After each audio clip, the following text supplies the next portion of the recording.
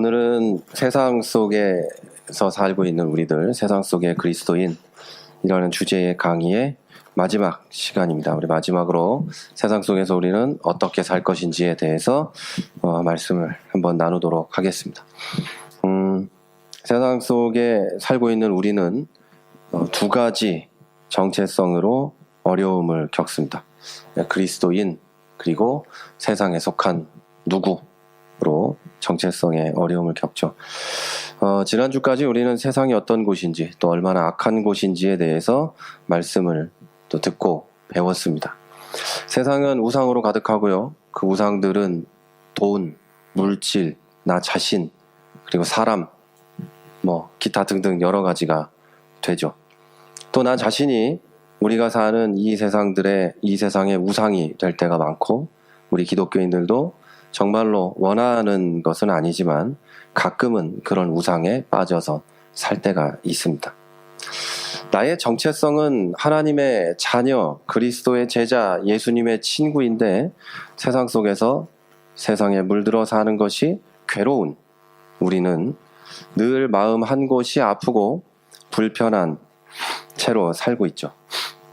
여기에도 저기에도 완전하게 소속되지 못하고 사는 경계에 있는 사람들입니다. 여러분 프란츠 카프카 아시죠? 카프카, 변신 이런 거. 카프카 박물관은 알고 카프카가 프라하 사람이라는 것도 알지만 변신은 모르고, 그래서 이 소양이 대단히 중요한 겁니다. 그래서 저 같은 사람도 먹고 살 수가 있는 거예요. 먹고 산다는 표현이 좀 그렇지만 설명을 하면서 잘난 척할 수 있는 거죠. 우리 이 카프카는요, 프라하 태생에 우리 지금 21세기니까 20세기 초반, 18세기, 19세기 말 이렇게 살았던 그 작가죠, 작가? 네, 카프카. 프란츠 카프카는요, 유대인이었어요.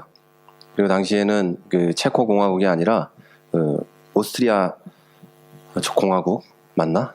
오스트리아 제국인데 그런 것도 모르나? 하여튼 있어요, 그거. 거기에 도시였죠, 이 프라하는. 그래서 거기에 살고 있던 카프카입니다. 그래서 유대인인데 프라하에 살았고 거기에 독일어를 쓰면서 살았죠. 체코어도 당연히 유창했지만 독일어를 쓰면서 살았어요. 근데 프란츠 카프카가 쓴 독일어는 약간 좀 고대에 쓰던 그런 것과 조금 달랐고, 이 지역에서 쓰던 그 방언 비슷한 이런 거였죠. 알아듣긴 당연히 다 알아듣지만 오스트리아 헝가리 제국이죠. 그래, 오스트리아 헝가리 제국. 거기에 이 프라하가 속해 있었고 거기에 살던 사람이에요. 근데 그때는 프라하의 체코의 이 프라하의 고위층, 상류층은 독일 사람들이었어요. 그 독일어를 쓰는 독일인들이었는데 그들에게는 유대인이라는 이유로 핍박을 받았어요. 미움을 받았어요. 저 거지 같은 것, 유대인, 이렇게 욕을 먹었고, 유대인들로부터는 시온주의, 그러니까 유대인만 대단하고 또 시온 왕국을 회복해야 된다는 그 시온주의에 반대한다는 이유로 배척을 받았어요. 이게 프란츠 카프카죠. 그런 프란츠 카프카와 같은 현실이 우리입니다. 기독교인이라서 세상에 나가서는 기독교인으로 살고 싶어하고, 교회에 와서는 세상 사람이니까 세상 사람으로 살고 싶어해요. 그 충돌이 우리에게 항상 일어나죠. 우리는 기독교인이라서 세상에는 나가면 기독교인으로 보여지는데 교회에 오면은 기독교인으로 안 보이는 사람이 대부분이잖아요. 저런 것도 예수를 믿나 싶은 사람이 대부분이란 말이에요. 목사는 저것도 목사인가 싶은 사람이 대부분이고, 교회에 오면은 그래요. 굉장히 높은 수준의 도덕을 요구하는 곳이 교회이기 때문에 대부분의 사람들이 그렇게 보여요. 우리는 그렇게 안 보이려고 또 안 보려고 노력하지만 약간만 눈에 색안경을 끼고 보면 저런 것이, 이런 판단을 할 수밖에 없고, 세상에 나가서 살면 그들의 눈이 또 그들의 안경이 있으니까 우리를 볼 때 또 꼴에 예수 믿는단다, 이런 눈으로 보고 있다는 거죠. 그래서 그 중간에 서 있는 사람, 경계선에 서 있는 사람, 그게 우리들이에요. 이민자의 삶은 항상 경계선에 서 있는 삶이죠.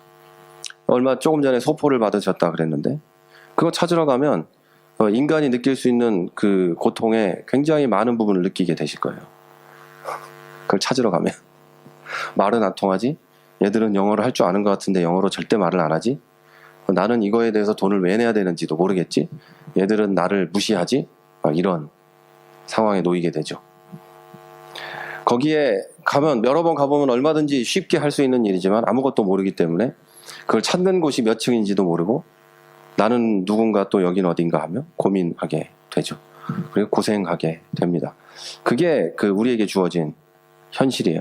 그게 바로 이민자의 삶이고 그게 바로 기독교인이 세상에서 살면서 느끼는 그런 현실이고 이게 삶의 그 애환이라고 할 수 있죠.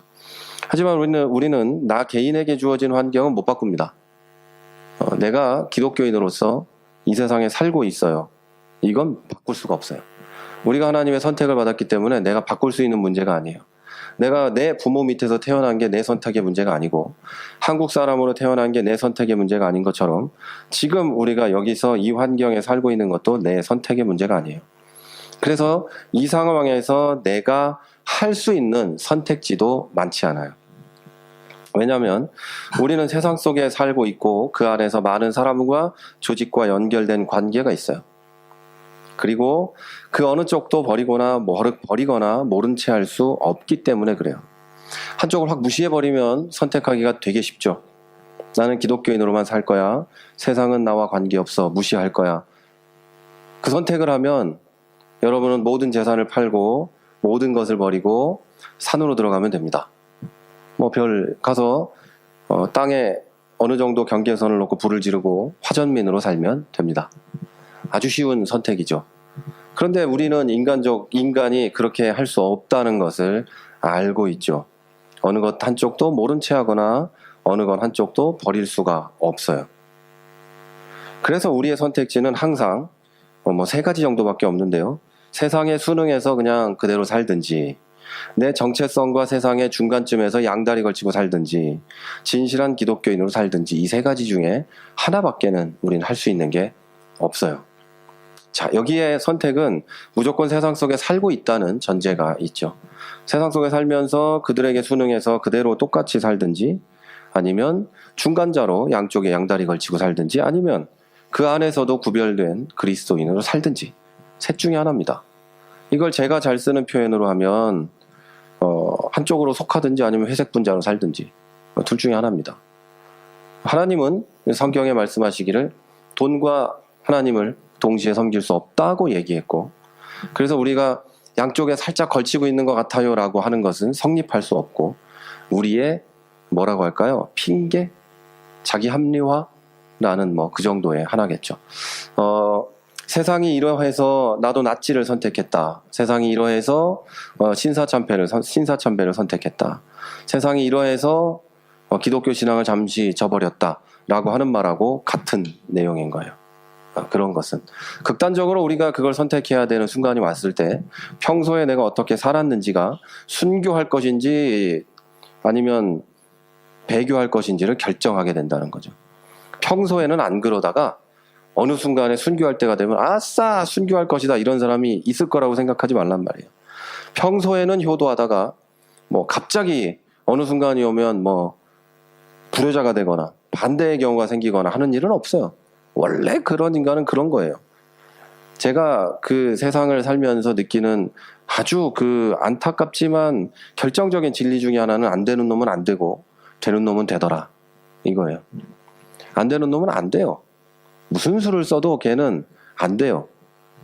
결정적인 어떤 인생을 뒤집을 만한 계기, 그러니까 예수를 제대로 만나거나 성령의 불을 어느 날 받거나 이런 계기가 일어나지 않는 이상 안 되는 놈은 안 돼요. 왜냐하면 입으로 아무리 떠들어도 입으로는 될 것처럼 막 얘기하고 자기는 뭐라고 얘기를 해도 안 되는 사람은 안 돼요. 여러분은 자기 스스로도 알 거예요. 내 신앙생활을 보면 내 신앙생활이 어떤가를 볼 때 내가 입으로 말하고 기도하는 것과 일치하는가 아니면은 원래 내 삶과 일치하는가 그걸 알 수 있거든요. 아마 대부분은 원래 내 삶과 일치해요. 입으로 말하고 떠드는 건 얼마든지 하거든요. 교회를 오래 다니면 오래 다닐수록 설교를 많이 듣고 성경 공부를 하면 할수록 우리는 입으로 떠드는 건 굉장히 잘할 수 있어요. 그런데 실제로 그렇게 하느냐 안 하느냐 이 문제는 다른 거예요. 그래서 우리는 확실하고 명확하게 선택을 하고 인생을 살아야 돼요. 어느 쪽에 속할 건지, 회색 분자로 살 건지, 뭐 이거는 사실은 없어요. 그래서 양쪽으로부터 버림을 받아요. 우리 정치판에 봐도 박쥐들은 양쪽에서 인정을 안 해주잖아요. 하여튼 확실하게 한쪽에 붙어야 돼요. 확실하게. 그래야 어느 쪽으로부터든 인정을 받고 뭐 표도 받고 하는 게 정치거든요.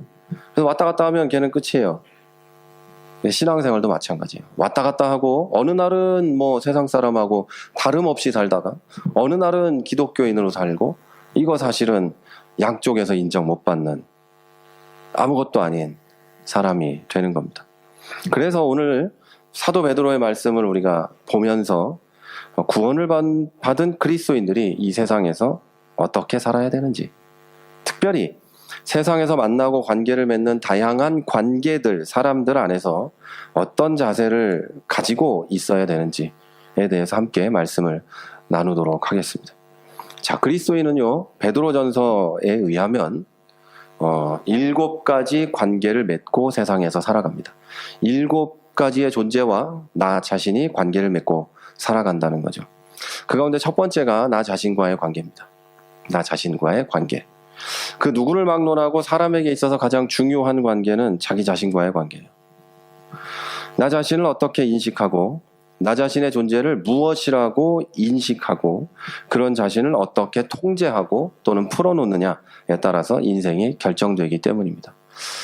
제일 먼저 해야 될 게 뭐라고요? 나 자신의 존재를 어떻게 인식하고, 그것을 어떻게 인식하냐. 인식하냐는 건 이렇게 보고 저것이 무엇이다 라고 그것을 안다는 것, 인식한다는 거예요.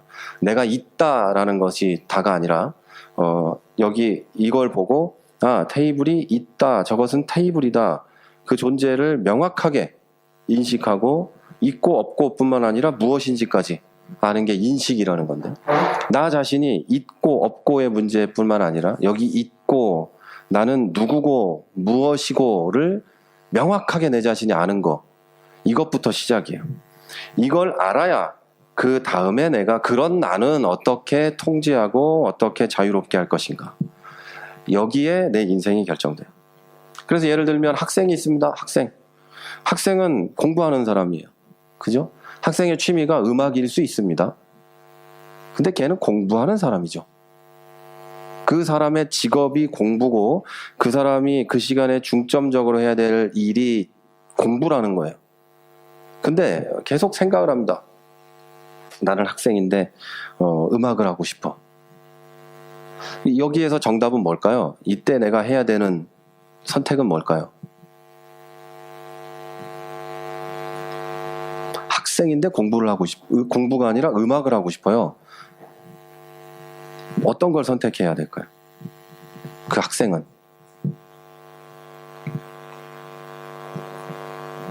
공부를 하면서 음악을 하는 게 가장 좋은 선택이에요. 우리가 다 아는 답처럼 음악은 취미로 하다가 직업이 될 수도 있지만 일단은 지금 학생이니까 공부를 해야 되겠죠.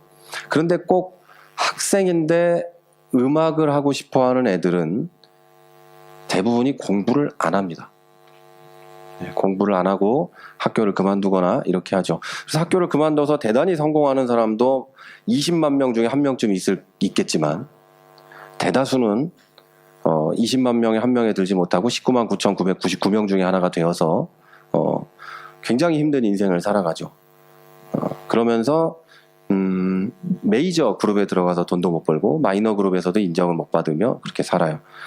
저는 분명히 말할 수 있는 것은 유재석이나 강호동이나 이런 사람들이 그걸 안 했으면 공부에서도 잘했을 거다, 이런 생각을 해요. 누구나 자기 분야에서 최고의 자리에 올라간 사람은 다른 걸 했어도 잘할 사람이에요. 왜냐하면 생명을 걸고 했을 거거든요. 누구든지. 그러니까 여러분도 마찬가지예요. 나 자신에 대해서 여러분이 인식을 할 때 내가 누군지를 알고 그것에 최선을 다해서 풀어놓고 통제하고 그걸 정해놓고 살게 되면 나는, 여러분 인간적으로 봐도 최고로 성공할 수밖에 없어요. 인간적으로 봐도. 그래서 나 자신을 그 인식하고 정의할 때 나는 백수야 이렇게 하면 백수로 최고의 성공을 할 수가 있어요. 놀고 먹는 사람으로. 농담이 아니에요. 나는 평생을 이걸로 놀고 먹을 거야. 얼마나 잘 놀고 먹겠어요. 아니에요? 나는 평생을 공부를 하면서 이걸로 해서 할 거라는 인식, 이 자기에 대한 정의를 명확히 내려놨다면 그 사람 평생을 그렇게 살겠죠. 그러면서 어느 순간 성공한 자리 또는 인정받는 자리, 성공과 인정은 다른 얘기죠. 돈이 많거나 이런 뜻이 아니라 누구나에게나 인정받는 전문가 또는 귀한 사람의 자리에 가 있게 되겠죠. 그러면 여러분은 누굽니까? 나는 누군가? 나는 누군가? 여러분이 실제로 실존한다는 건 믿고 있죠. 여러분이 실존한다는 건 철학자들에 의하면 생각하니까 존재한대요. 내가 실존하는가라는 질문에 대해서 생각한다, 고로 존재한다. 데카르트죠. 라틴어로 코시토 에르고 줌, 그래서 나는 생각한다, 그래서 존재한다, 이런 거죠. 아무리 생각해봐도 내가 있나 없나를 인식하지 못하니까, 그래서 생각해야 하는 나는 존재한다, 확실히 이런 뜻이죠. 어쨌든 여러분은 존재해요. 제 눈에도 보이고 하나님이 있게 하셨고, 그래 여러분이 있어요. 그러면 여러분은 누군가라는 걸 확실히 스스로 인식해야 돼요. 사도 베드로에 따르면 그리스도인인 여러분은 성경에 써 있는 얘기예요. 택한 백성이요, 왕의 제사장이요, 거룩한 국민이고 하나님의 소유입니다. 성경에 의하면 여러분은 그렇다는 거예요. 자, 그리고 그전에는 하나님의 백성이 아니었지만 지금은 하나님의 백성입니다. 어떤 그리스도인에게, 이런 그리스도인에게 가장 중요한 것은 어둠에서 불러내어 빛으로 인도하신 하나님의 업적을 세상에서 살면서 선포하는 것이라고 오늘 베드로전서 2장은 얘기를 하고 있습니다. 여러분은 하나님이 부르신 택한 백성이고 왕 같은 제사장이며 거룩한 백성이고 하나님의 국민, 요즘으로 치면 하나님 나라의 시민, 이런 사람들이죠. 그 사람들이 해야 될 일은 나를 그 자리로 불러주신 하나님께 영광 돌리는 건데, 그 방법은 하나님의 업적을 세상에 선포하며 사는 것이다 라고 오늘 성경은 얘기하고 있어요. 이게 이제 여러분이 스스로를 인식할 때 필요한 진리입니다. 하나님의 자녀이며 왕의 제사장이며 하나님의 업적을 세상에 선포하는 사람들이다. 자, 다시 말하면 여러분은 왕족이며 귀하고 귀한 족속이며 세상에 어느 누구도 여러분을 넘볼 수 없는, 하나님과 여러분을 끊어놓을 수 없는 그런 위대한 존재들이다 라고 성경은 얘기하고 있어요. 여러분은 더 이상 죄인처럼 저기 구석에 처박혀서 울고불고 할 존재들도 아니고 하나님의 사람들로 강하고 담대하게 하나님의 일하신 걸 선포하고 다닐 분들이다, 이 얘기예요. 자, 그러면 이런 나는 내 스스로 어떻게 컨트롤해야 스스로와 바른 관계를 맺을 수 있는 걸까요? 그리스도인들은 이 세상에 살지만 속한 사람들은 아니에요. 그래서 여러분의 정체성을 거슬러 싸우는 육적인 욕망이 있어도 그것을 물리치고 멀리 하셔야 됩니다. 여러분의 정체성이 하나님의 백성이고 거룩한 존재들, 그리고 왕 같은 제사장이기 때문에 그것을 거슬려서 싸우는 육체적인 욕망을 멀리하고 사셔야 됩니다. 이것은 죄를 다스려야 된다는 얘기예요. 죄. 인간의 육적인 욕망은 죄를 짓게 합니다. 육적인 욕망이 몸의 욕망이라는 뜻이 아니에요. 죄악된 욕망, 타락한 인간의 욕망, 구원을 받았지만 그래도 아직 죄의 흔적이 남아있다, 이렇게 보시면 돼요. 그걸 죄악된 욕망, 인간의 육체적 욕망이라고 부르는데, 지금 잘못 오해하면 육체적인 욕망과 영적인 욕심 이런 게 있어서 영적인 것은 거룩하고 육체적인 것은 악하다, 이런 이분법적인 생각을 하실 수가 있는데, 이런 생각은 과거나 지금이나 이단에 빠지기 가장 좋은 생각이에요. 그래서 영적으로는 거룩하나 육은 어차피 악하니까 아무 짓이나 해도 된다는 이런 오해를 하게 되는 거죠. 그래서 여기서부터 시작을 하면 안 돼요. 우리는 그냥 한 덩어리예요. 한 덩어리. 한 덩어리로서 한 육체, 한 영을 가지고 있는 우리가 이 안에 있는 인간적인 육체적인 욕심에서 나오는 욕망은 버리고 하나님의 뜻을 따라 살아야 된다는 거죠. 자, 죄를 버리고 자신을 지키는 것이 그리스도인이 가장 먼저 이루어야 하는 자기 자신과의 바른 관계다라는 거죠. 나 자신은 별의 별걸 다 가지고 싶어하고 욕망하고 꿈꿀 수 있어요. 나 자신은. 그죠?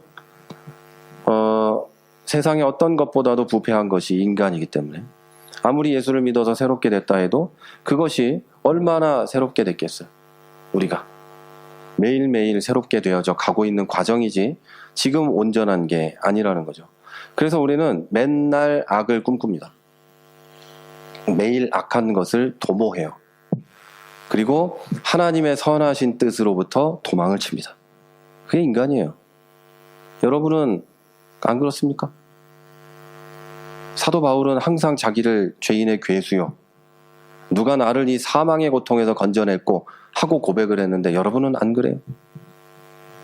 이것도 여러분이 스스로 인식해야 되는 문제예요. 여러분에게서 나오는 거의 대부분의 것은 인간의 육체적인 욕망으로부터 나오는 거예요. 그걸 거의 대부분의 인간은 신앙생활을 오래 하면 할수록 그걸 하나님의 뜻 또는 선한 것으로 포장할 줄 아는 기술을 가지고 있죠. 그러나 대부분의 인간은 자기에서 나오는 모든 것이 거의 대부분 악해요. 그래서 이것들을 포장해내기 위해서 뭘 하냐면 안으로 들어가는 것들에 대해서 통제를 해요. 이 무슨 뜻인지 알겠어요? 그래서 어떤 교회를 오래 다닌 많은 사람들, 그런 사람들 얘기를 들어보면 자기 술 안 마시고 담배 안 핀대요. 그게 자랑인 거지. 입으로 들어가는 것들을 안 함으로 내가 거룩하다고 얘기를 하는 거예요. 근데 그 사람이 하는 말, 겉으로 드러나는 행동은 마귀적이기 그지없어요. 이런 경우가 얼마나 많이 있어요? 자, 온 세상을 사로잡고 온 세상의 위대한 설교자로 있었던 제이모 목사는 그 사람의 모든 것은 위대했으나 그 사람의 행위는 마귀적이기 짝이 없었어요. 수많은 여성도와 청년들을 성추행했고, 이런 일들이 얼마나 많이 있어요? 여러분, 자기의 죄악된 욕망을 인식하고 통제할 수 있어야 돼요. 그걸 포장해내는 게 아니라 그걸 통제할 수 있어야 된다는 뜻이에요. 포장하는 게 제일 쉬워요. 내가 뭘 해놓고 이것은 하나님의 뜻으로, 저기 이슬람 무슬림 애들이 인시알라, 알라의 뜻으로 라고 말하는 것과 같은 거예요. 알라의 뜻으로 수도 없는 사람을 죽이고 알라의 뜻으로 테러를 저지르면서 자기는 극락이래, 걔네 천국에 갈 수 있다고 말하는 그것과 다름이 없어요. 다름이 없어요. 그래서 여러분의 죄악된 욕망에 흔들리지 않고 죄의 유혹에 넘어가지 않는 것이 여러분 자신과 관계를 바르게 맺는 겁니다. 사람이 자기 자신과 관계를 바르게 맺지 못하면 자기 몸과 마음도 제대로 가눌 수가 없어요. 사실 저 안에 있는 내 성령을 따르고 싶어하는 예수 믿는 나가 원하는 길을 가지 못하고 흔들리며 살게 돼요. 그리고 결국은 형편없는 존재로 떨어져 버려요. 스스로도 비참하게 느낄 정도의 인생이 되고 결국은 다른 사람과 조직과의 관계 안에서도 바른 관계를 맺지 못하고 결국은 우리를 구원하신 하나님의 영광을 가리게 됩니다. 여러분, 인간의 죄가 죄악된 욕망에서 계속 생긴다는 것을 잊지 마세요. 절대 잊지 마세요. 그래서 내가 어떤 것을 할 때는 이게 죄악된 욕망으로 나온 건지 실제로 하나님의 뜻인지 해도 되는 것인지 해서는 안 되는 것인지 거기서 판단을 하셔야 돼요. 이건 대단한 것들만이 아니라 누군가에게 뭘 요구할 때, 무슨 일을 할 때 모두 그 판단을 하셔야 된다는 거죠. 이게 정말 옳은 일인지 아닌지. 거기서 죄가 시작되기 때문에 그래요. 자, 여러분, 자기 자신과의 관계를 바르게 맺으십시오. 여러분의 욕망에 흔들리지 말고 하나님의 뜻에 따라 살아가는 여러분을 성도들이 되셔서 여러분을 구원하신 하나님께 영광을 돌리는 그리스도인들이 되시기를 바랍니다. 자, 두 번째는요, 하나님과의 관계예요. 사람이 자기 자신과의 관계를 바르게 하려면 하나님의 뜻을 알아야 돼요. 하나님이 나에게 원하는 뜻. 그래서 그 뜻대로 내 안에서 나오는 죄악된 욕망이 원하는 건지 하나님의 뜻이 원하는 건지를 파악해야 돼요. 자, 하나님의 뜻을 그럼 알기 위해서는 무엇을 해야 할까요? 하나님의 뜻을 정확히 알기 위해서 우리는 무엇을 해야 할까요? 성경을 열심히 읽어야 되겠죠? 정답이에요, 정답. 근데 성경을 정확하게 읽으려면 하나님하고의 관계가 바르게 되어 있어야 돼요. 하나님하고의 관계가 먼저 바르게 세워져야 돼요. 또 여러분, 사람의 제일 되는 목적인 하나님께 영광을 돌리기 위해서는 하나님과 바른 관계를 맺어야 돼요. 사람이 자기 자신에 대해서 정확하게 알고 잘 다스리기 위해서는 자신의 상태를 알아야 되고, 그러기 위해서는 자기를 닮은 존재로 만드신 완전하신 하나님을 만나야 돼요. 그리고 그 하나님을 매일 만나고 그 하나님 앞에서 매일 살아가는 이런 바른 관계를 맺어야만 해요. 자, 그런데 하나님을 만나지 못한 사람들은 내가 원래 어떤 존재였는지 모르기 때문에 나 자신에 대해서도 몰라요. 제가 여기서 하나님을 매일 만나고 하나님 앞에서 살아야 한다고 말하는 이유는 이런 사람들이 있기 때문이에요. 하나님을 만나긴 만났어요. 옛날 언제 어느 때쯤엔가 어느 날 내 머릿속에 추억으로 남아있는 그때쯤 내가 하나님을 만난 적이 있어요. 제가 옛날에 인천에 있는 그 우리나라에서 몇 손가락 안에 든 엄청 큰 교회 목사님을 만났어요. 그분이 안수기도도 해주고 제가 그분 밥도 사드리고, 저희 어머니하고는 가까운 분이지만 저하고는 그날 처음 보는 날이에요. 엄청 큰 교회 목사님이에요. 제가 그 양반하고 관계가 좋은 관계입니까? 아닌 관계입니까? 잘 생각해 보세요. 그날 만나고 다시는 본 적이 없어요. 아는 사이입니까? 모르는 사이입니까? 모르는 사이죠? 아무 관계없는 사이예요. 제가 고등학교 동창 가운데 판사도 있고 검사도 있어요. 그때 이후로 연락도 한 적 없고 아는 척 한 적도 없어요. 저랑 아는 사람입니까? 모르는 사람입니까? 관계가 있으나 모르는 사람이죠. 과거에 어느 추억할 만한 그날, 언젠지 정확히 기억도 안 나는 그날 나를 한번 만났던 사람, 그게 하나님인 사람들이 있어요. 그런 사람들은 하나님에 대해서 알지도 못하고 하나님과의 관계도 바르지 못하고, 그래서 나 자신에 대해서도 알지 못해요. 그러나 하나님을 매일 만나는 사람, 그러기 위해서 말씀을 읽고 성경을 읽고 하나님과 동행하는 사람, 이 사람은 나에 대해서 정확히 알아요. 그리고 하나님을 알고 하나님 앞에 서 있는 나에 대해서 알죠. 여러분, 교회를 다니고 자칭 기독교인이 되었으면서도 옛날에 어느 날 하나님을 만났던 추억에 빠져서 사는 사람은 하나님을 계속해서 만나지 못했으니까 뭐가 맞는지 그런지 아닌지는 어느 정도 알지만 그냥 자기 수양만 하고 있는 사람들이에요. 수신, 나를 세우기 위한 어떤 나를 닦기 위한 도를 닦고 있는 사람들이죠. 그런 사람들이 많아요. 왜냐하면 스스로 해야 되니까, 하나님을 못 만났으니까, 옛날에 만나고 만난 적이 없으니까 매일 나 스스로만 하고 있는 거예요. 이게 무슨 뜻인지 아세요? 기독교는 도 닦는 종교가 아니에요. 하나님께 맡기고 그 성령의 인도하시면 내 모든 전 존재를 다 내려놓고 맡길 때 그분이 나를 이끌고 가시는 종교가 기독교예요.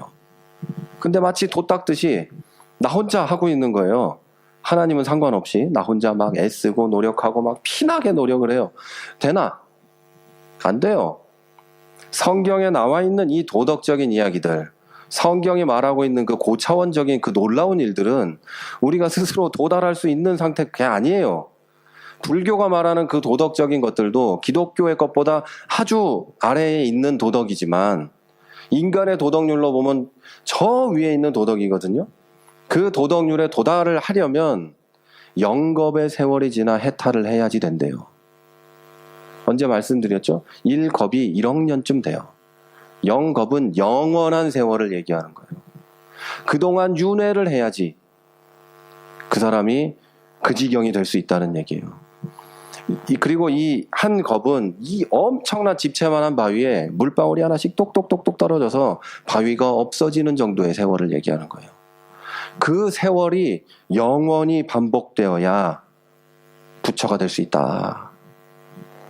네? 이런 뜻이에요. 그렇다면 그거보다 더 놀라운 것을 얘기하고 있는 기독교의 차원을 내가 이루려고 한다면 그 얼마나 놀라운 용기에게 있어요. 노력은 가상하나 불가능합니다. 노력은 가상하나 불가능해요.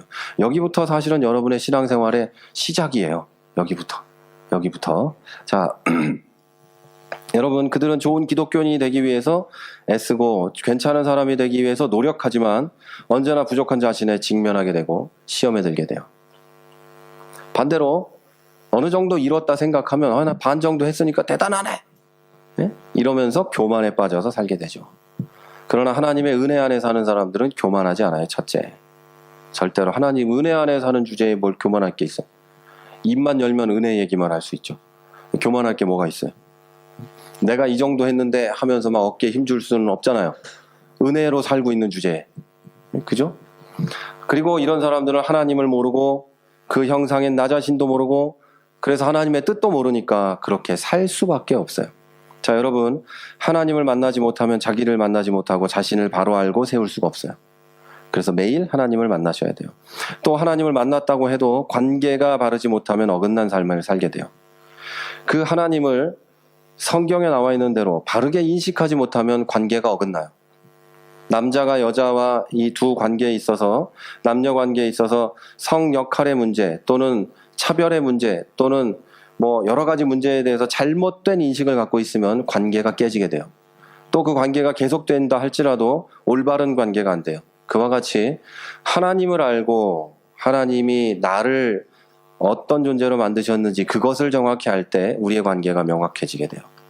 그렇게 하나님과 나의 관계를 바로 세우셔야 돼요. 여기 하나님을 만나지 못한 분은 없어요. 근데 만약에 계시면 하나님을 먼저 만나셔야 돼요. 그리고 이미 만나신 분들은 하나님과 좋은 관계를 유지하기 위해서 말씀을 통해 내가 무엇을 하고 하지 말고 해야 되는지를 알아야 되고, 그래서 어떻게 살아야 되는지를 살피셔야 돼요. 그래서 다른 모든 관계를 바르게 세울 수 있는 여러분들이 되시길 바랍니다. 먼저 뭐라고요? 나 자신에 대한 관계, 그리고 그걸 하기 위해서 하나님에 대한 관계, 이 두 개를 세워야 지금부터 말씀드리는 나머지를 해갈 수가 있어요. 자, 그럼 세 번째는 뭘까요? 세상 왕들과의 관계, 세상 권세와 그리스도인의 관계입니다. 자, 세상 속에 사는 우리는 이 세상의 시민으로서 이 세상의 왕들과 권세와 관계를 맺을 수밖에 없어요. 그리고 그 관계를 바르게 해야만 합니다. 한 나라의 국민으로서, 시민으로서 바른 국가관과 시민관이 있어야 된다는 뜻입니다. 모든 그리스도인들은 세상에 속한 한 시민으로 의무를 감당해야 합니다. 제가 그 국민의 3대 의무인 병역의 의무를 감당했어요. 가고 싶어서 갔겠어요? 안 갈 수도 있었어요. 저는 안 갈 수도 있었어요. 미국으로 도망갔으면 그만인 사람이었어요. 갔어요. 왜? 그때 저는 생각했죠. 당연히 앞으로 목회할 사람이 군대도 안 갔다 와서 어떻게 목회를 할 것인가. 뿐만 아니라 이 나라의 한 국민으로서 그 의무를 감당치 않은 사람이 어떻게 하나님 나라에 대한 의무를 감당할 것인가. 이런 고차원적인 고민을 통해 군대를 갔단 말이에요. 그래서 군대에서도 안 와도 되는 놈이 왔다며 칭찬을 해주고, 하나님이 그 마음을 알아보시고 군생활을 편하게 하게 해줬죠. 저기 8사단 오뚜기 부대의 보병으로서 열심히 편안한 군생활을 했어요. 한 번도 맞은 적도 없고 때린 적도 없으며 욕을 들어본 적도 한 번, 두 번밖에 없는, 저한테 욕을 한 고참이 찾아와서 미안하다고 하는 그런 군생활을 하며 군종이 누릴 수 있는 권력을 누리며 살다 왔죠. 그런데 여러분에게 주어진 시민으로서의 의무를 바르게 감당해야 돼요. 나는 한 나라의 국민이니까. 당연한 거예요. 그거를 감당하지 않으면 여러분은 나쁜 인간인 거예요. 나쁜 인간. 자, 그리스도인들이 세상의 권력자들과 바른 관계를 맺되 주님의 영광을 위해서 하나님의 종으로 맺어야 한다고 베드로는 얘기하고 있습니다. 바른 정치인들은 선과 악에 대한 상과 벌을 위해서 하나님께서 보낸 사람들이라고 오늘 베드로전서는 얘기하고 있어요. 그러니까 세상 권세에 복종을 해야 되는 이유는 그들이 선한 사람은 상을 주고 악한 것들은 벌을 주기 위해서 하나님이 세운 권세이기 때문에 그들에게 복종하라, 이렇게 이야기하는 겁니다. 그리고 그런 뜻을 바르고 행하고 있다면 우리는 반드시 그 권세에 순종해야 합니다. 반드시 그래야 돼요. 그들이 원하는 게 우리나라에 지금 얘기되고 있는 종교인에 대한 과세. 종교인 과세는 사실 틀린 말이에요. 목사님이나 신부님들이나 스님들이 종교인이 아니라 그 직업 분류로 보면 성직자로 돼 있어요. 종교인은 여러분도 종교인이죠. 모든 종교인에게 그런 걸로 하면 안 되는 거고, 성직자들이 세금을 내는 문제가 있어요. 성직자들이 세금 내는 게 왜 안 돼요? 내도 되지. 그거에 대해서 결사반대를 하는 어떤 근데 여기도 내거든요. 거의 모든 나라의 성직자들이 세금 내요. 근데 왜 우리나라만 안 내도 되는데요? 아니, 안 내도 되는 게 아니라 왜 안 내야 되는데요? 그 안 내야 된다는 당위성은 어디 있는 건데요? 성경에? 저는 성경에서 그걸 못 찾겠던데. 안 받아주면 안 내도 되지만 내라는데 난 안 내야 된다는 거, 그건 웃기는 거예요. 안 받아주는데 내가 내겠다고 하는 것도 좀 저는 별로지만, 내라고 하는데 나는 성직자라 안 낼 건데? 하는 것도 저는 반대예요.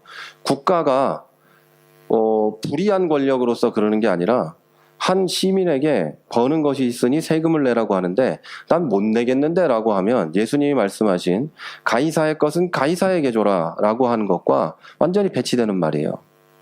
시저의 것은 시저에게 돌려줘라. 시저가 뭐 대단히 좋은 권력이라서 예수님이 거기다 세금 내라고 했겠습니까? 아니죠. 그가 이런 권력을 가지고 있으니 내라.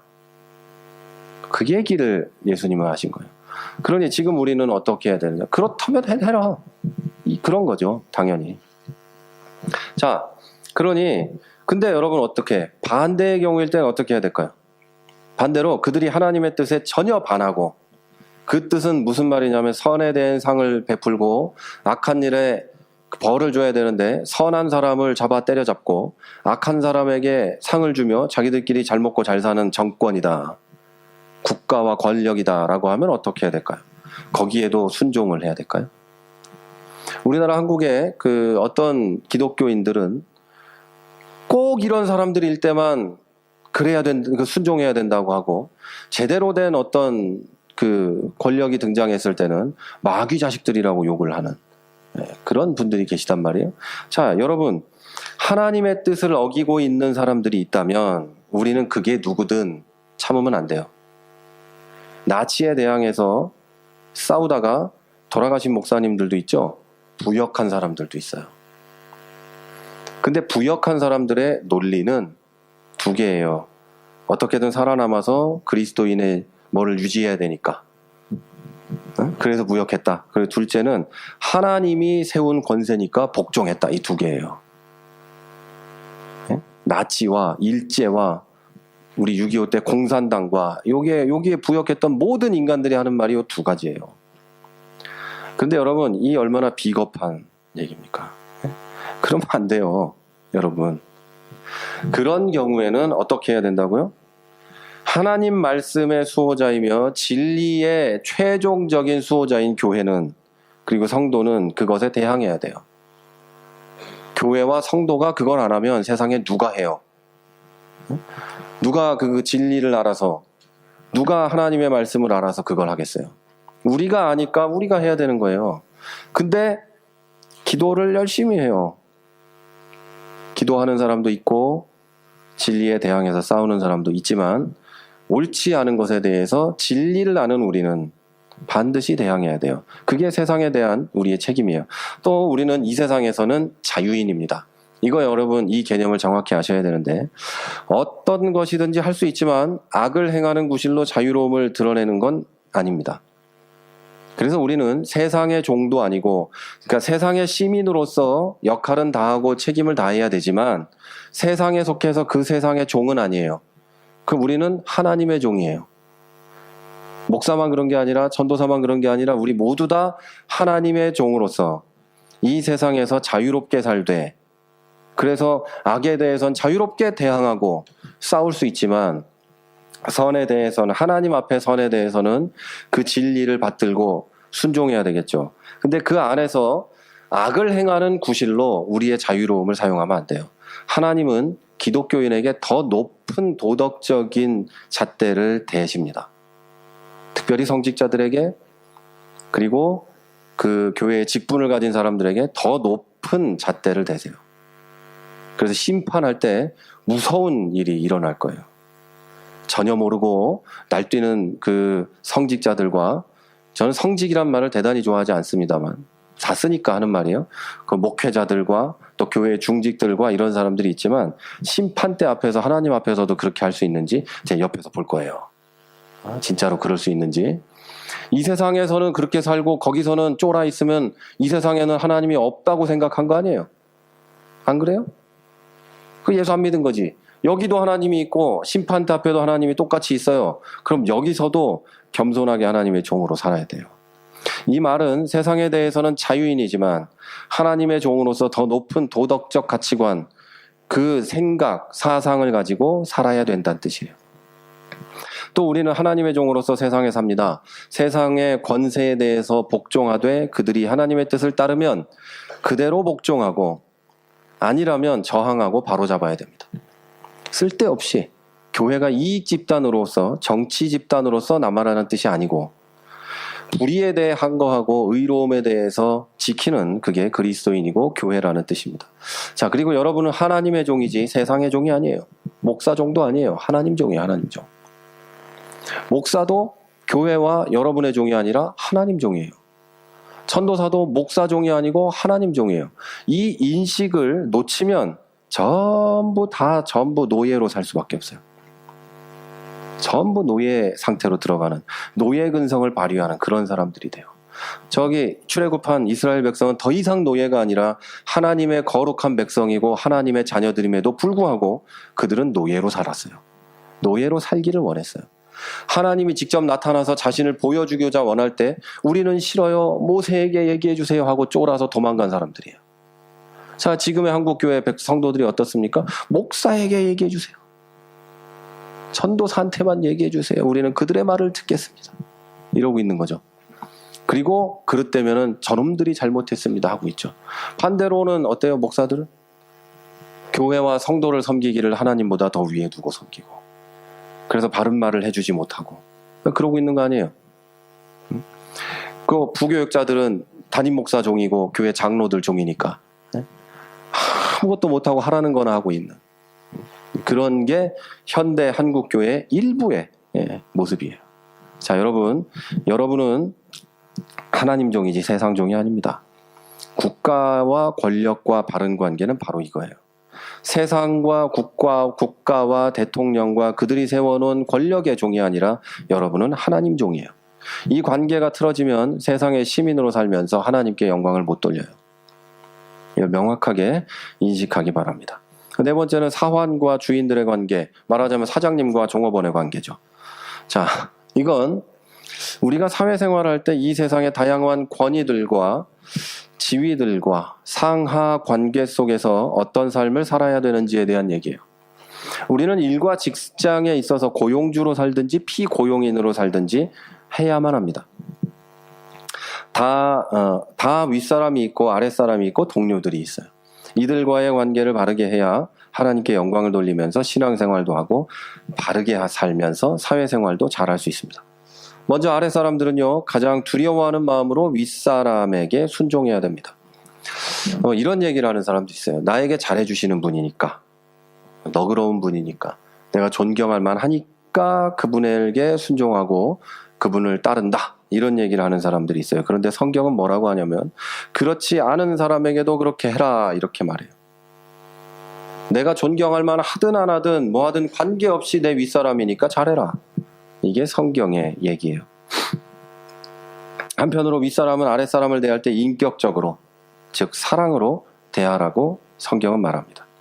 우리는 항상 윗사람에 대해서 험담을 하고 미워하고 억지로 그들의 말을 듣는 것에 익숙합니다. 윗사람이 말하는 건 무조건 잘못된 거라고 일단 판단을 해놓고 할 수 없이 내가 해야지, 이렇게 생각을 합니다. 그 어린 시절 부모에게 하던 반항기가 사회생활하면서도 드러나는 거죠. 그래서 사춘기 때 충분한 반항을 할 수 있도록 보장을 해줘야 돼. 그래서 사회생활하면서 또 그런 짓을 안 하게 되는데, 여러분, 인간은 누구나 순종하기 싫어합니다.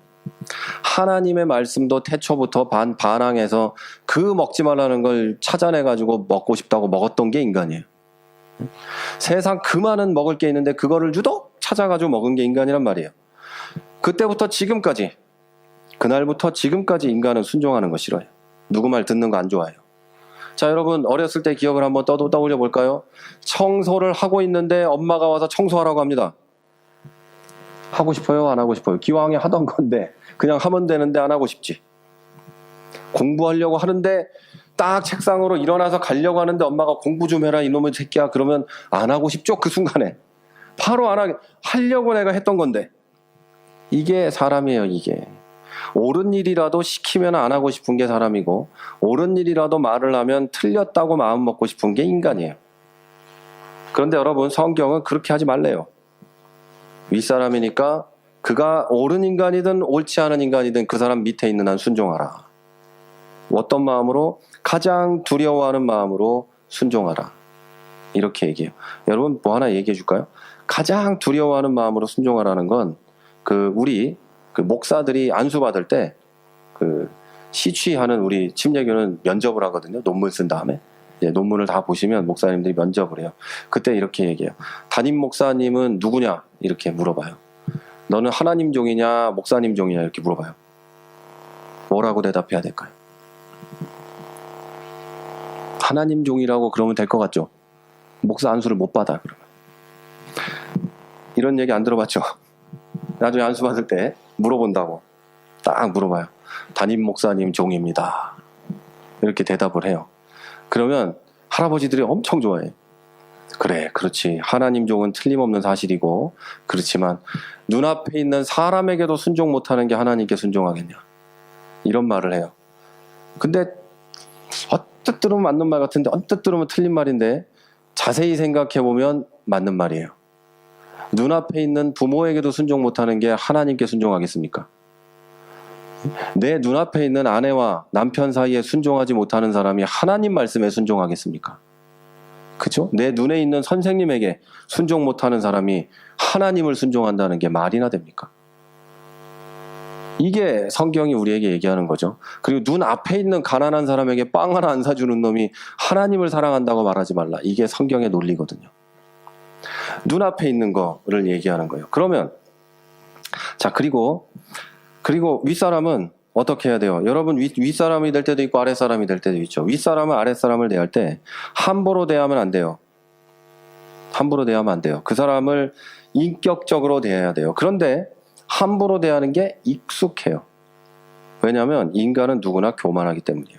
태초에 다시 얘기하면 태초로 돌아가면 하나님하고 똑같아지고 싶어하는 인간들이 지금은 안 그러겠어요? 지금도 나하고 하나님하고 동급이 되고 싶어해요. 그런데 하찮은 인간이 내 위에서 나에게 뭘 시켜요. 야, 저기 가서 복사 좀 해와라. 뭐 좀 떠와라. 막 이러면 열받지. 열 안 받겠어요? 그 인간은 다 그래요, 다. 근데 내가 이 아랫사람에게 교만하지 않겠어요? 윗사람에게 당연히 그런 사람들이 아랫사람에겐 더 하겠지. 사람으로 안 보고 갑질을 하고 막 난리 부르스를 치겠죠. 그게 인간이에요. 애당초부터 원래 그게 인간이에요. 그런데 여러분, 그러면 안 된다는 거죠. 그렇게 하면 안 돼요. 하나님은 우리를 사랑하셔서 피조물로 오셨어요. 그리고 가장 저주받은 십자가에서 죽으심으로 우리를 구원하셨어요. 그럼 윗사람들은 어떻게 해야 돼요? 십자가에서 죽는 마음으로 아랫사람을 대해야 돼요. 아랫사람은 하나님을 대하는 마음으로 윗사람을 대하고 순종해야 돼요. 이게 하나님이 얘기한 사회생활하는 관계예요. 관계.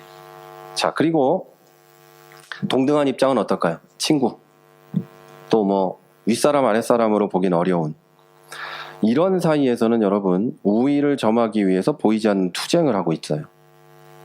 그죠? 너보다 내가 좀 나아야지.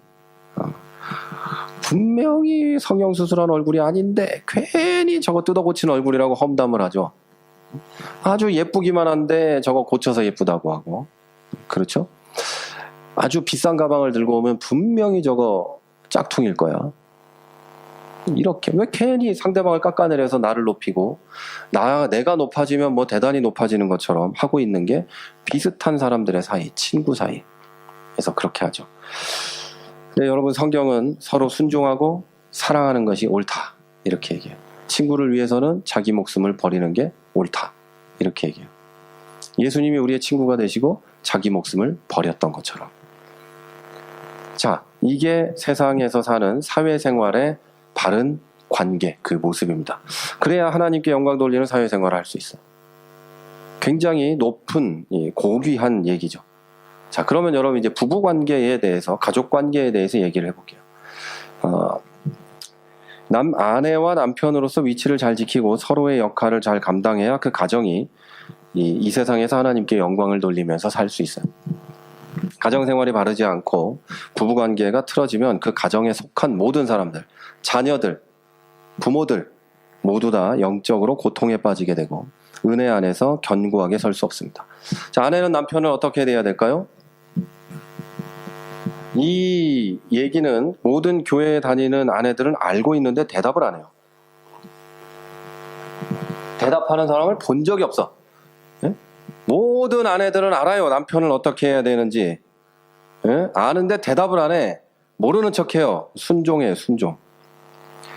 모든 아내는 남편에게 순종해야 됩니다.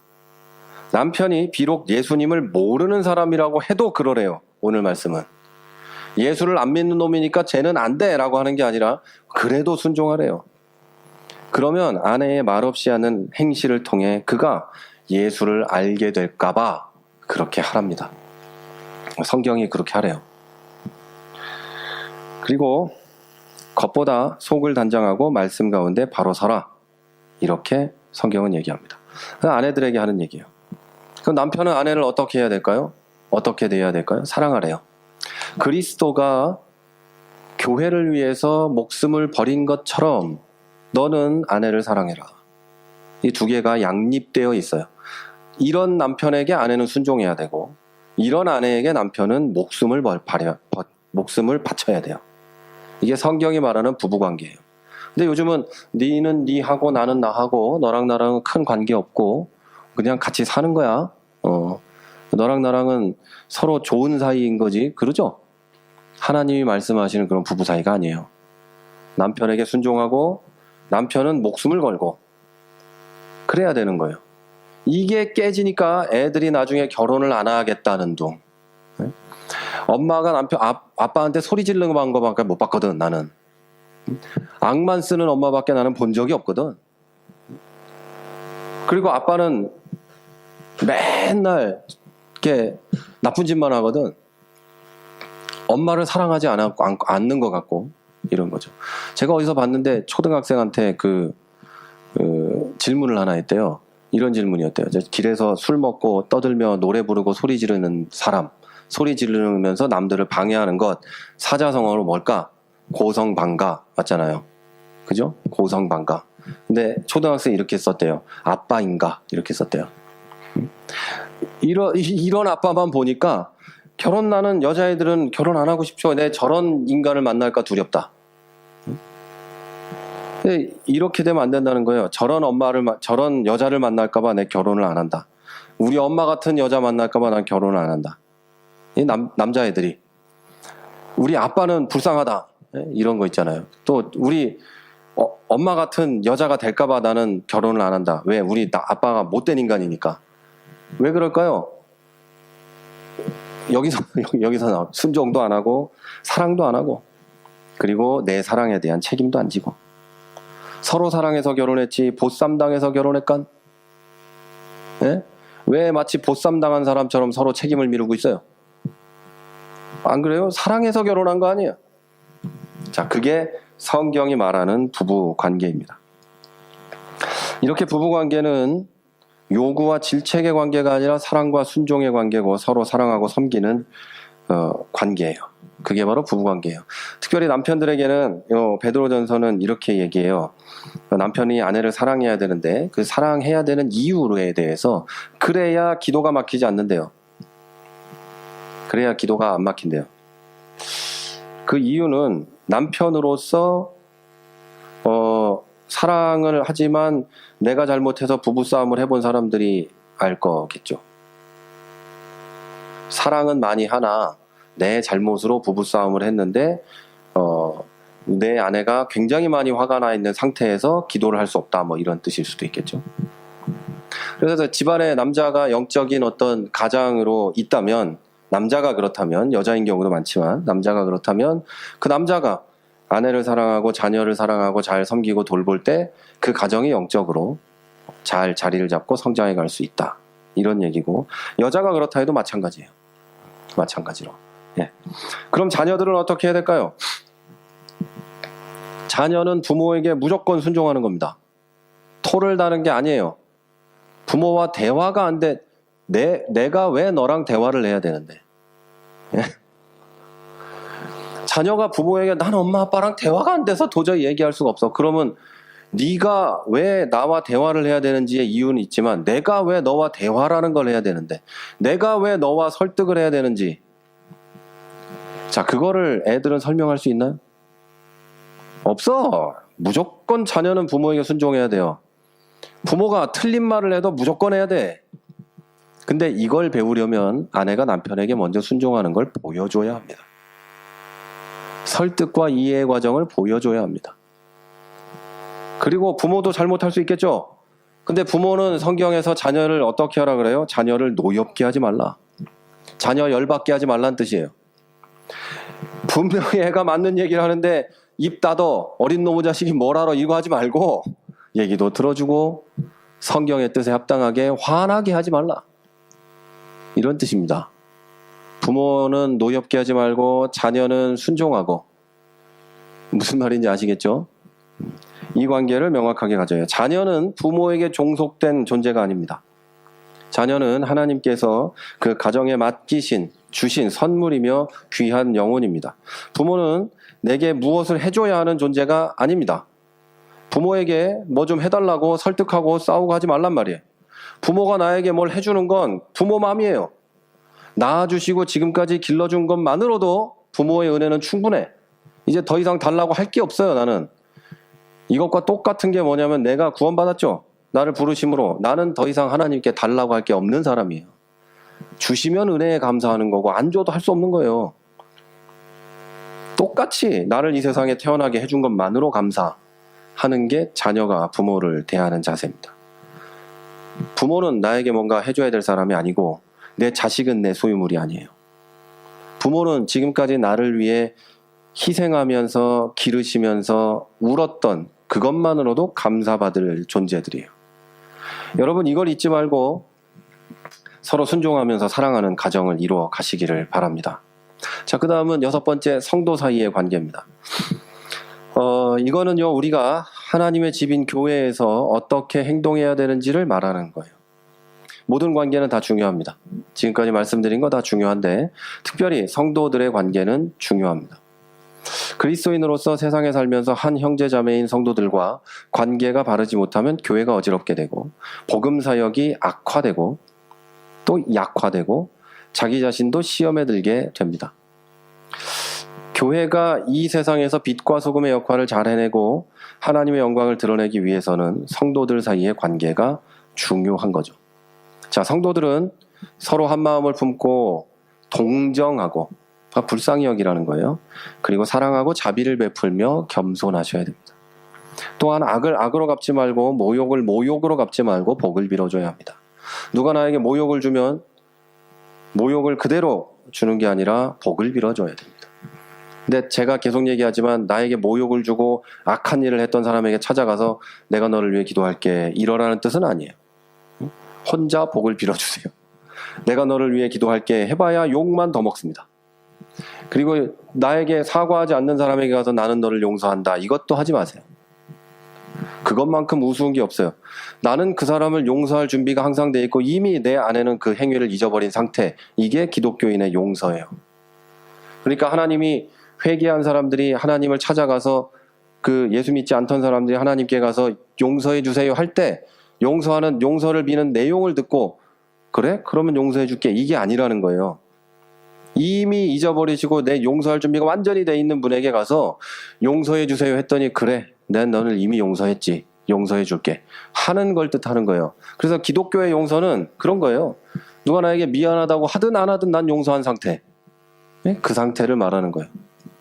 자, 그리고 여러분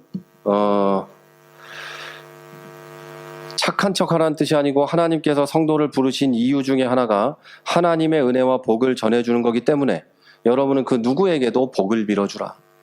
하나님의 은혜를 끼치라. 이런 뜻입니다. 또 한 교회의 성도들 가운데도 이상한 사람도 있고 정상적인 사람도 있습니다. 인격으로 보나 뭘로 보나 무식한 인간이 있고 인격으로 보나 뭘로 보나 훌륭한 사람이 있습니다. 교회는 세상 모든 사람이 모이기 때문에 그렇습니다. 이해가 안 돼서 정말 미운 사람도 있고 내게 과분한 사랑을 주는 놀라운 은혜의 사람도 있습니다. 분명한 것은 하나님께서는 두 부류의 사람이 교회 안에서 서로에 대한 바른 마음을 품고 의무와 봉사와 섬김의 관계를 가지라고 하셨다는 겁니다.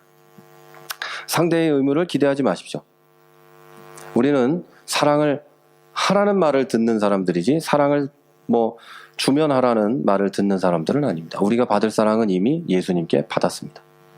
자, 예수님이 그렇게 한 것처럼 무조건 사랑하는 겁니다. 무조건.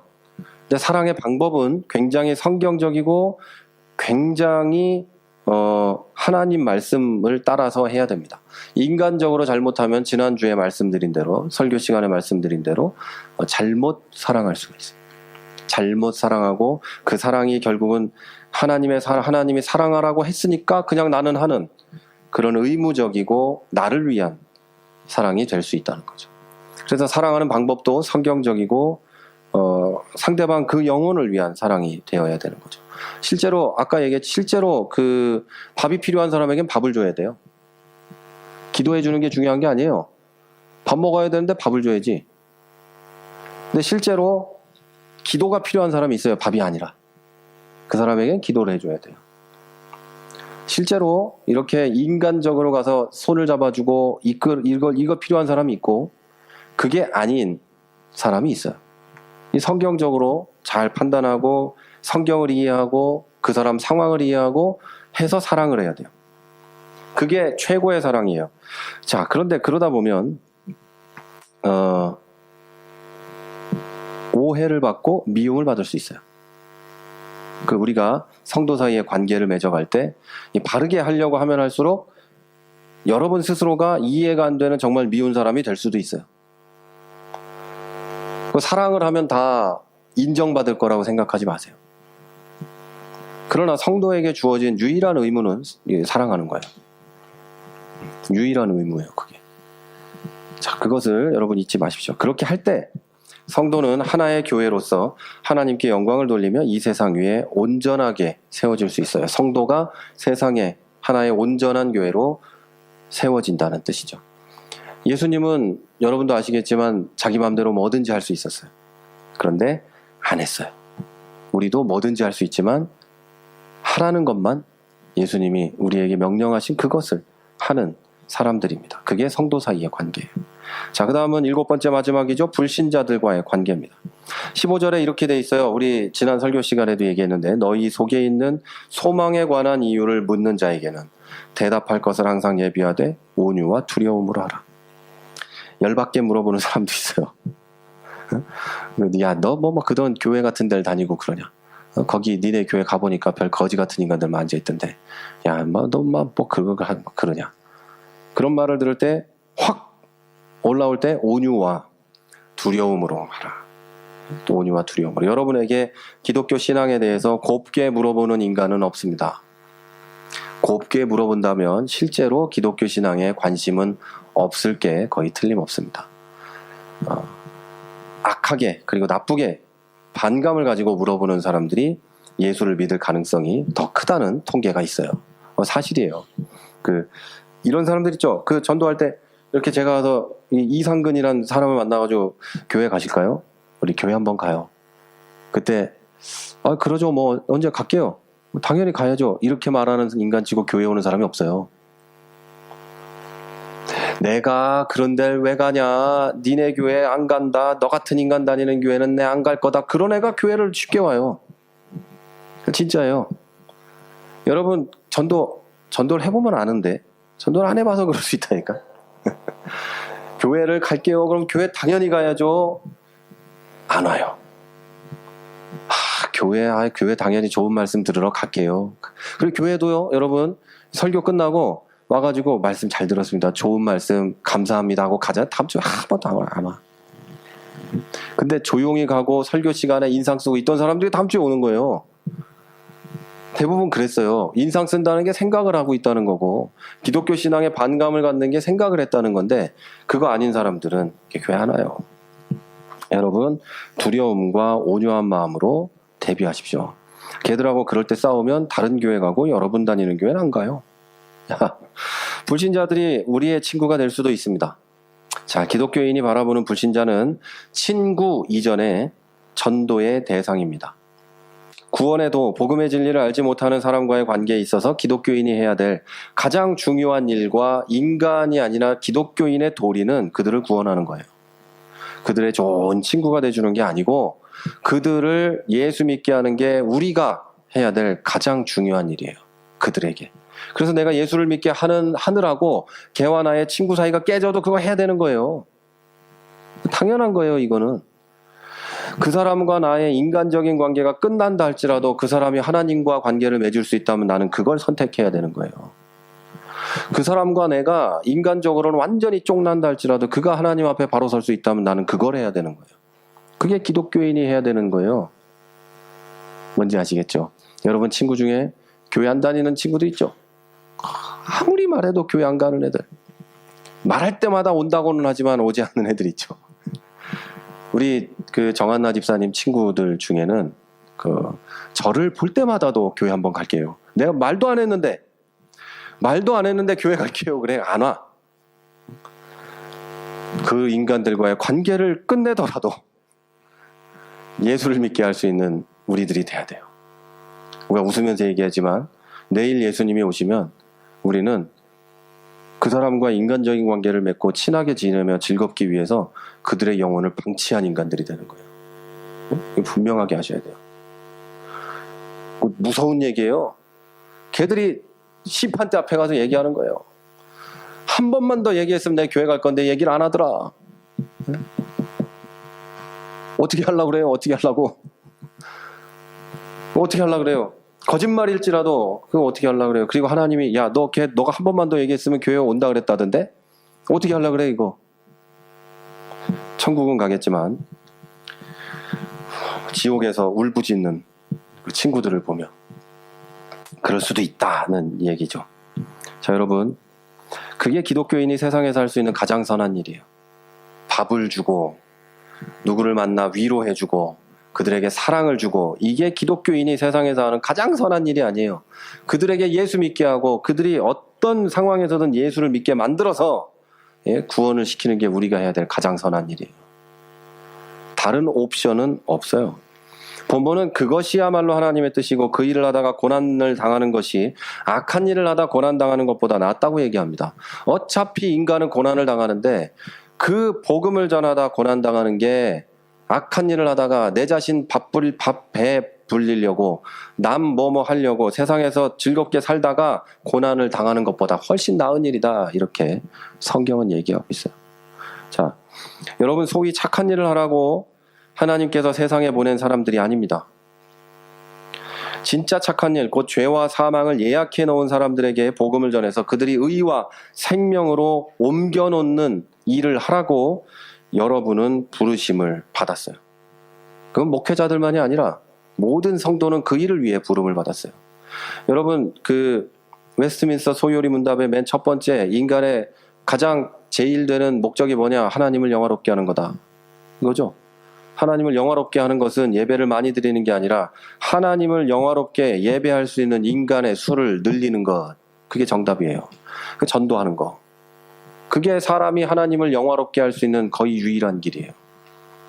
그걸 여러분 분명하게 아셔야 됩니다. 자, 우리는 하나님 나라와 그 의를 위해서 생각하고 움직이는 사람들이지 하나님의 마음과 생각을 살피고 그들에게 잘 보이려고 사는 사람들이 아닙니다. 우리 인생의 목적이 그렇다는 말이에요. 여기 와 있는 대사관 직원들의 목적은 뭐죠? 그들의 생각은 어떤 걸 생각해죠?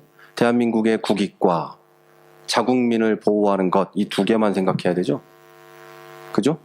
체코가 망하든 말든 그 사람들의 관심이 아니에요. 당연한 거 아니에요? 하나님의 사람으로 하나님 나라의 백성이 관심을 가져야 되는 것은 뭘까? 하나님의 나라와 그의 의와 그 백성의 수를 늘리는 거, 이거 말고는 관심을 가질 게 하나도 없어요. 이 세상이 망하든 말든 그건 나하고 상관이 없어요. 그거는 내가 생각할 일이 아니에요. 여러분이 생각할 일이 아니고 하나님의 나라, 하나님의 의, 그리고 죽어가는 사람들, 그게 우리가 가장 먼저 생각할 일이에요. 가장 먼저 생각할 거. 그걸 위해서 뭔가를 하는 거예요. 교회도 그걸 위해서 뭔가를 하는 거고, 이걸 분명하게 하십시오. 여러분, 그 일을 하다가 여러분이 사람들의 미움을 받아도 그게 여러분의 사명이고 그리스도인의 길이고 가장 영광스러운 일입니다. 자, 여러분, 불신자들과의 관계에 있어서 가장 완벽한 관계는 그들 구원을 위해 애쓰는 관계입니다.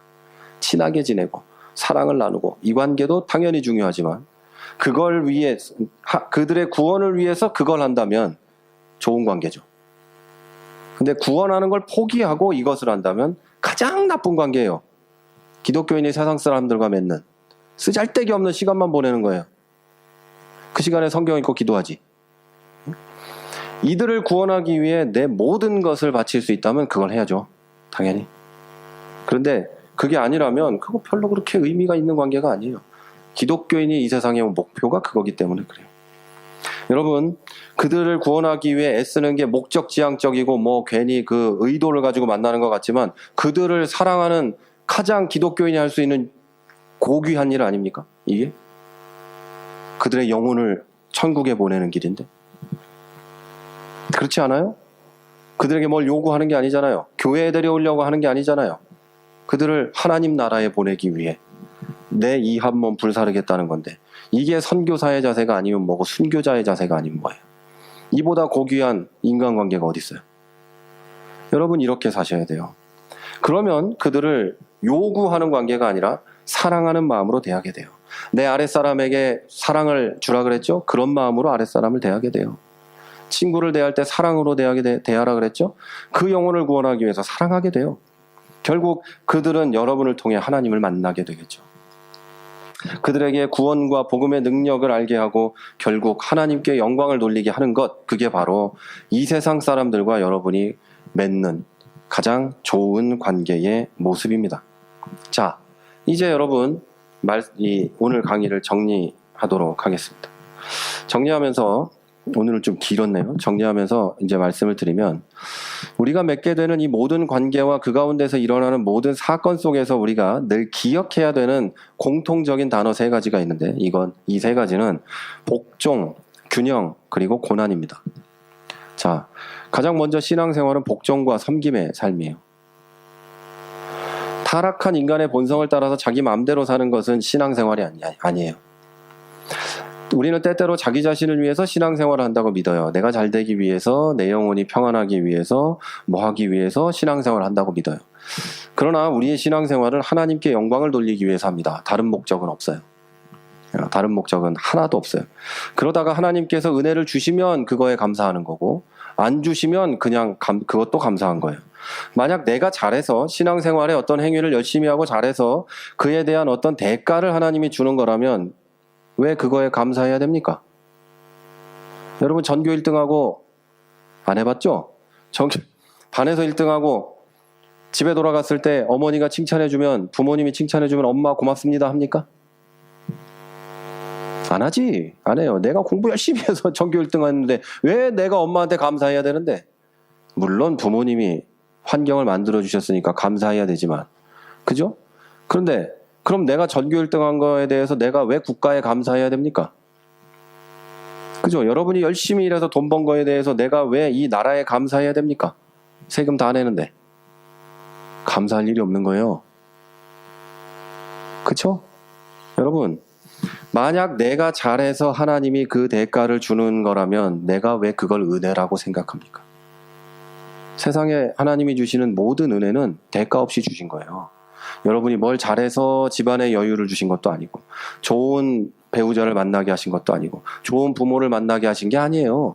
하나님이 그냥 주신 거예요. 내가 뭘 잘해서가 아니라, 그럼 내가 못해서 병에 걸리고 못해서 사업이 망하고 못해서 공부도 못하고 내가 신앙생활을 못해서 공부도 못하며 내 남편은 맨날 술이나 먹고 내 아내는 소리나 지르고 그러는 건가? 그렇지 않아요. 그런 게 아니에요, 여러분. 자, 여러분, 내가 뭘 잘해서 대가를 받는 게 아니에요. 하나님은 그냥 은혜로 모든 걸 부어 주시는 거예요. 그래서 우리는 감사한 거죠. 여러분, 이걸 잘 생각해야 되는데, 우리는 이미 은혜를 입었고 그 은혜에 감격해서 하나님께 영광을 돌리기 위해서 사는 겁니다. 은혜는 죄와 사망으로 죽을 수밖에 없는 나를, 지옥이 100%인 나를 예수 그리스도의 죽음으로 구원하셨고, 그것이 우리가 받은 은혜예요. 그래서 내가 아닌 하나님의 종으로 살면서 하나님을 섬길 뿐 아니라 이웃을 섬기고, 하나님의 종으로서 교회를 섬기고, 복음 전도의 사역의 종으로서 사는 것이 신앙생활이고 그리스도인의 삶이에요. 신앙생활을 내가 뭘 해주는 것, 헌신해 주는 것, 교회에 가주는 것, 성경 공부를 해주는 것, 이런 식으로 판단하는 사람들이 있는데, 그것도 큰 오해예요. 나를 위해서 하는 것도 아니고 그저 하나님의 종이기 때문에 하나님 말씀에 순종해서 그것을 하고 있을 뿐인 거예요. 목사가, 제가 우리 교회를 개척했는데 제가 이런 생각을 합니다. 이건 내가 개척한 교회니까 너넨 입 닫어. 한 번만 얘기하면 내가 정상적인 생각이 아니죠. 그죠? 하나님 종이 하나님 종으로서 하라는 걸 했는데 내가 왜 내 걸 얘기합니까? 그죠? 하나님 종으로서, 성도로서 교회에 할 일을 하고 세상에서 할 일을 했는데 내가 이걸 했는데 그 얘기를 왜 합니까? 틀린 얘기인가요? 이건 굉장히 잘못된 생각이에요. 하나님 종으로서 내가 무엇을 했는가, 이게 중요한 거지, 내가 누군데, 이거 하나도 안 중요해요. 하나도 안 중요해요. 여러분은 하나님의 종이지 세상이나 교회나 누구누구의 종이 아니에요. 하나님의 종으로서 사는 게 그리스도인의 삶이에요. 본문은 세상 권세에 순종하고 아랫사람들은 윗사람에 순종하고 아내들은 남편에게 순종하고 남편은 아내를 귀하게 여기면서 사랑하고 피차 서로 복종하라고 했습니다.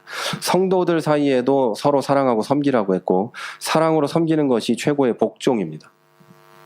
자, 여러분, 불신자들과의 관계에도 섬김과 복종의 의무가 있습니다. 그들에게 복음을 전해서 진리의 빛을 비추는 것은 믿는 사람들이 불신자들을 가장 잘 섬기는 일입니다. 다른 게 없어요.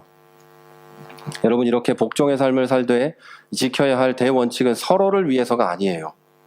주를 위해서. 내가 살아도 주를 위해서, 죽어도 주를 위해서, 앉으나 서나 주를 위해, 먹어도 주를 위해, 모든 걸 주를 위해. 이게 성도의 삶이에요. 그러니까 이 모든 것을 하되 주를 위해. 누구의 종으로요? 하나님의 종으로. 그렇게 사셔야 됩니다. 모든 관계 속에서 이웃들에게 사랑의 종이 되고, 교회와 복음 사역을 위해 하나님의 종으로 섬기는 진리의 종으로 살아야 된다는 말입니다. 기독교인 가운데 제일 불쌍한 사람들이 자기 육신의 죄악된 욕망이 시키는 대로 육신의 죄악된 욕망의 종으로 사는 사람들이에요. 내 마음의 기쁨을 위해, 내 삶의 윤택함을 위해, 내 자신의 자랑을 위해 사는 사람들이기 때문에 결국 하는 일은 죄악뿐이고 하나님을 욕되게 하는 일뿐입니다. 다른 일을 할 수가 없어요. 목적이 그거인 사람들은. 내 안에 나오는 게 전부 죄스러운 것들 뿐이기 때문에 나를 위한 모든 선택은 그럴 수밖에 없어요. 자, 결국은 자신을 섬기는 우상 숭배자일 뿐이지 예수님을 믿는 사람이기는 어렵습니다. 여러분은 복종의 사람들로 사십시오. 그래서 이 세상에서 하나님께 영광을 돌리면서 건강한 참 그리스도인으로 사시기를 바랍니다. 그 다음은 여러분, 균형과 조화의 삶이에요. 내면과 외면의 조화와 균형을 말합니다. 이게 신앙생활의 바른 자세예요. 여성들에게 외모를 치장하는 것보다 마음의 숨은 자를 온유하고 이 영에 썩지 않을 것으로 치장하라고 사도 베드로는 가르칩니다. 우리의 내면, 내적인 건강이 훨씬 더 중요하다는 거죠. 저도 겉으로 보이는 것에만 치중하는 사람들을 보면서 느끼는 건 불쌍함, 불행함이 전부입니다. 온몸을 명품으로 치장을 해도 뭐 별걸 다 해도 그것에만 치중하는 사람들을 보면 불쌍함, 불행함이 전부예요. 제가 여기서 말하는 건 겉만 치장하는 사람뿐만 아니라 사람의 겉만 보고 판단하는 사람도 거기에 포함됩니다. 둘 다 불쌍하고 불행할 뿐이에요. 저도 그러니까 하나님이 그들을 볼 때는 얼마나 불쌍하고 불행해 보이겠습니까? 썩고 냄새나는 존재로밖에 안 보여요. 겉은 번지르한 명품으로 도배했지만 마음은 썩어 문드러진 시체 같은 사람들이 얼마나 많이 있습니까? 입은 세상에서 보기 힘든 은혜로운 말들이 나오지만 실제 마음은 악독이 가득한 사람들이 세상에 얼마나 많이 있습니까? 사람이 마음에서 성공을 이루지 못하면 신앙생활의 성공도 없고 인생의 성공도 없습니다. 성경은 세상의 모든 것들 중에 마음을 지켜라. 생명의 근원이 거기서 난다. 이렇게 가르칩니다. 여러분의 마음을 지키십시오.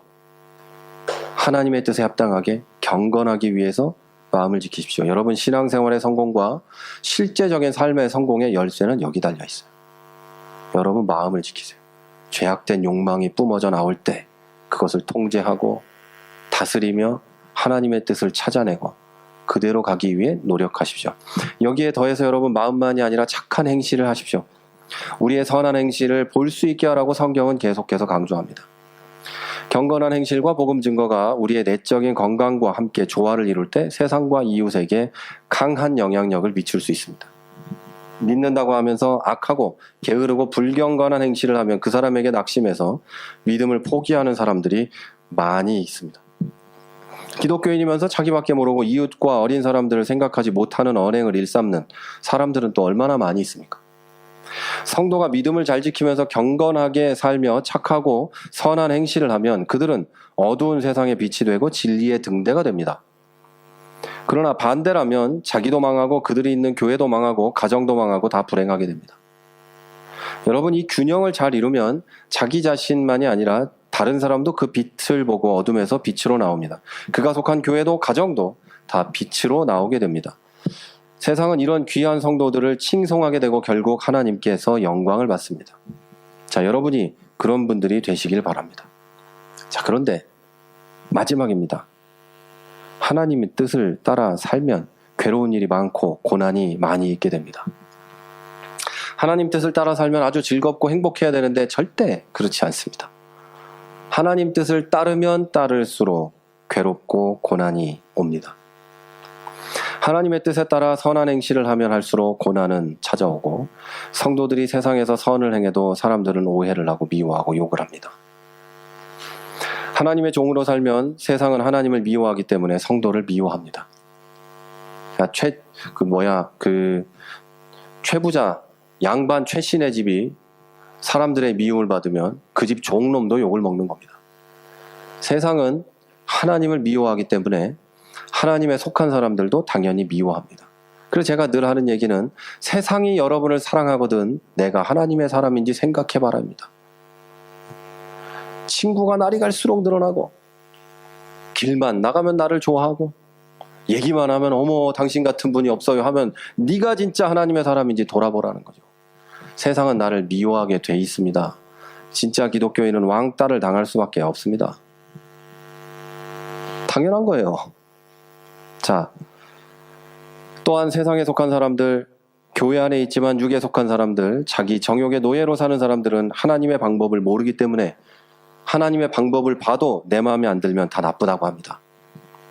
그건 틀렸다고 합니다. 그래서 여러분이 주를 위해 세상과 사회에서 가정과 교회에서 많은 수고와 봉사를 해도 돌아오는 건 오해와 비방일 경우가 더 많습니다. 목회자가 하나님의 뜻에 합당한 일을 하면 더 많은 오해와 욕을 먹습니다. 사람들의 칭찬을 받는 길은 아주 쉽습니다. 하나님 뜻에 반대되는 일만 하면 사람들은 목회자를 칭찬하게 돼 있습니다. 하나님 뜻에 반대되는 얘기만 하면 목회자를 칭찬하게 돼 있습니다. 그래서 목회자들이 자기 자신을 돌아볼 때 생각해야 될 건 사람들이 나를 좋아하는가? 성도들이 나를 칭송하고 있는가? 이걸 돌아봐야 돼. 이걸 돌아봤는데 전부 나를 사랑하고 칭송하고 세상에 많은 사람들이 내 설교를 듣고 막 목사님 사랑해요 하고 있으면 내가 가짜다라고 판단을 해야 된다는 거예요. 안 그럴 것 같아요? 성경에 그 나와 있는 모든 제대로 된 선지자들은 다 그랬는데요? 왜 나만 아닐 것 같아요? 엘리사 엘리야만 봐요? 대머리라고 놀림을 받고 그 위대한 승리를 받고도 도망쳐야 됐고, 그 위대한 선지자들이, 그 위대한 다니엘은 어떻게 살았어요? 분명히 성경에는 안 나와도 그 사람도 역시 정권에 부역한 사람으로 욕을 먹으면서도 하나님의 뜻을 유지하며 살았던 사람이겠죠. 하나님이 그곳에 보내셨으니 어쩔 수 없이 그렇게, 그러나 신앙을 지키면서 사자굴에 들어가면서까지 그렇게 살았다. 그들의 친구도. 당연히 세상은 우리를 미워하게 돼 있어요. 자, 여러분, 이 모든 것이 성도가 당하는 고난과 시험입니다. 사도 베드로는 이것을 이상한 일을 당하는 걸로 여기지 말라 이렇게 얘기해요. 당연한 거니까 이상하게 생각하지 마라. 네가 그리스도인으로 살면 당연히 그런 일을 당한다 라고 얘기해요. 그렇다고 해서 그 일을 당할 때 할렐루야 랄랄라 춤추라는 뜻은 아니에요. 이상한 일은 아닌데 힘든 거예요. 그렇지 않겠어요? 어느 날 잘 지내던 친구가 너 교회 너무 열심히 다니니까 너랑 나랑은 이제 끝이야. 이러면 힘들 거 아닙니까? 그런데 그런 우리의 반응도 역시 당연한 겁니다. 하지만 여러분, 우리가 소망을 가져야 할 것은 고난으로 끝나는 게 아니라는 겁니다. 고난이 전부가 아니에요. 믿음으로 고난과 시험을 잘 견디고 통과한 후에는 더욱 강건하게, 견고하고 강하게 되는 일이 일어나게 됩니다. 베드로전서 5장 10절은 이렇게 말합니다. 도는 은혜의 하나님 곧 그리스도 안에서 너희를 부르사 자기의 영원한 영광에 들어가게 하시니가 잠깐 고난을 받는 너희를 친히 온전케 하시며 굳게 하시며 강하게 하시며 털을 견고하게 하시리라. 여러분이 많은 것을 잃을지라도 반드시 하나님은 여러분을 강하게 하시고 더욱 견고한 그리스도인으로 만들어내시고 결국 마지막에는 푸른 초장과 맑은 물이 흐르는 천국으로 데리고 가실 겁니다. 저 가끔 농담 삼아 하는 얘기인데 뭐 안 돼도 죽기밖에 더 하겠어요. 할렐루야지 죽으면 천국인데? 응? 뭐하러 이 세상에서 몸 비비면서 고통당하면서 눈치 보며 살아요. 안 돼도 죽으면 천국인데. 이게 그러다고 막 살자는 뜻이 아니죠. 이게 다 안 되고 고통만 당하다가 죽어도 우리는 천국에 가니 그 소망을 가지고 살면 된다. 그 성경이 그렇게 얘기해요. 자, 여러분, 세상은 우상으로 가득합니다. 이 모든 시리즈의 마지막 마무리를 합니다. 우리도 우상에 빠져서 살 때가 있어요. 저도 그렇고 저 자신을 우상으로 또 세상의 것을 우상으로 삼을 때가 있어요. 그런데 이 안에서 우리는 그리스도인으로서 구분된 삶을 살아야 돼요. 관계를 잘 맺어야 되고 세상의 우상들로부터 벗어나려고 애써야 돼요. 그것을 위해서 여러분은 오늘 말씀드린 이 모든 관계에 바르게 관계를 맺어야 됩니다. 그래야 여러분도 복되고 견고하고 강한 그리스도인이 되고 여러분과 함께 사는 가족과 이웃들도 여러분을 통해 복되고 견고하고 강한 사람들이 되며 무엇보다 사람의 제일 되는 목적인 삶을 통해 하나님께 영광을 돌리는 사람이 될 수 있습니다. 자, 여러분 모두 이런 복을 누리시기를 주 예수의 이름으로 부탁을 드립니다.